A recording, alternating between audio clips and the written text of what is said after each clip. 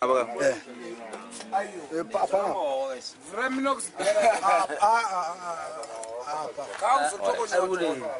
could do record it.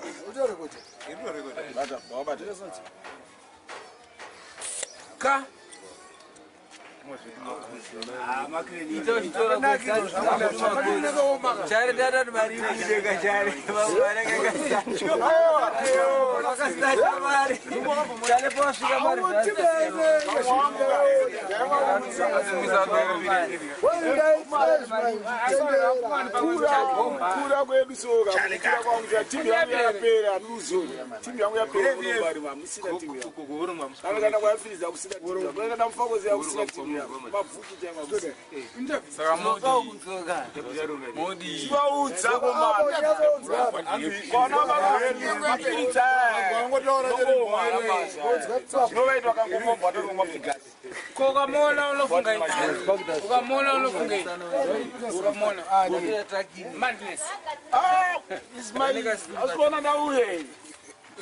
What's going on down here? Charity Mobile, which I would do with the digit name. Oh, the Baras in Garpe. The Baras in Garpe.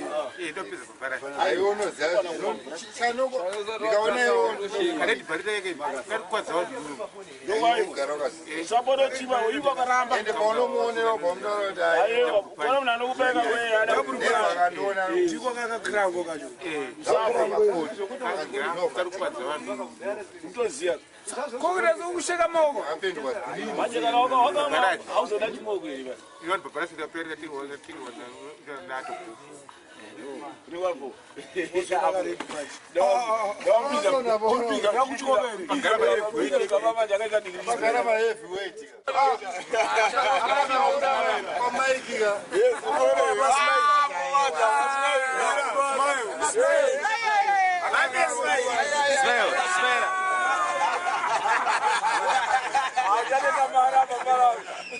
Charlie, smell. Smell. What am I going to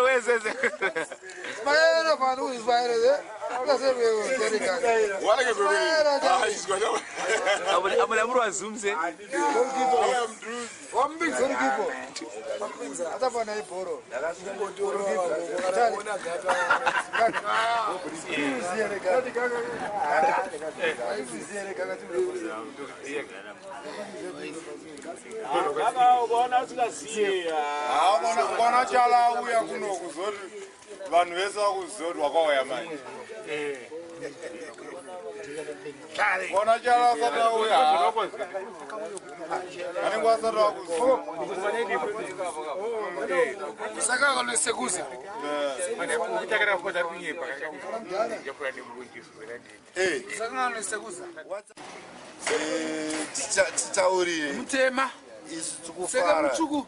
Because madman is around, everyone is around. This is a nice Christmas this year. Today is a Christmas Eve. Even today, until the Christmas day. Thames. Yes. Tichamwa doro kusvikira zvanaka. Swa utadzanyira sera. Kusvikira wakuvhunza vanhu kuti gara zvendodzana. Vanotenga, vasingatenge, tichaita kuti tisangane pakati tiite chinhu. Tiri muZimbabwe. Tiri muZimbabwe. Sema Zimbabwe. Zimba. Tiri muZimbabwe. Yeah, I'm wrong. Saka blazi munoti chine kugara kwanoita miri. Obi. Yeah. Madman. Aiwa, kugara kwanoita hakuna kuipa. Kwakanaka. Kwadugara mugeto zvake muno. Aiwa. Chatinomudira machinhwani. Munhu anoenda handitika akagara gore asi kashoma kuti aite 2 years ari out kubasa. Asi anouya kumba. Vangani vari kuEngland. Vasingauye kuno. Vasina mapepa. Tina vana vedu Hobho nevasahwira vangu vari kuEngland. Vane mapepa atomborota kudzoka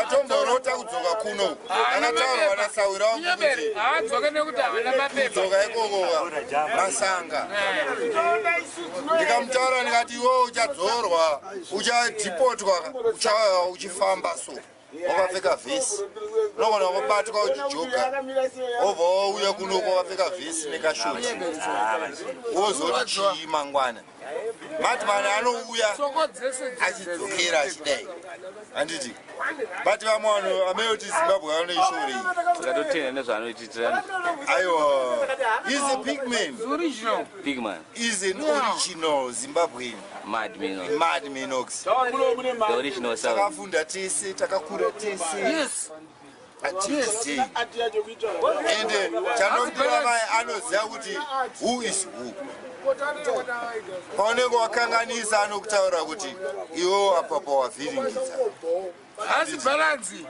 chishona chaichacho anozviziva kuti chinofamba sei alright ndotenda hangu nemashoko enyu kwamuri ndimika mune muzukuru ndimika baba kawakubereka muripo kamudaura pautaura muripo aiwa hamupo maenda kupinda sekuru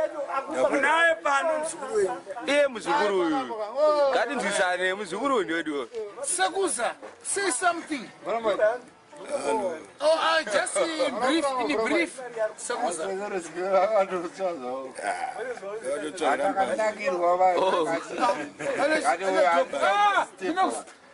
Sakuza ndambani. Ndore bakamira.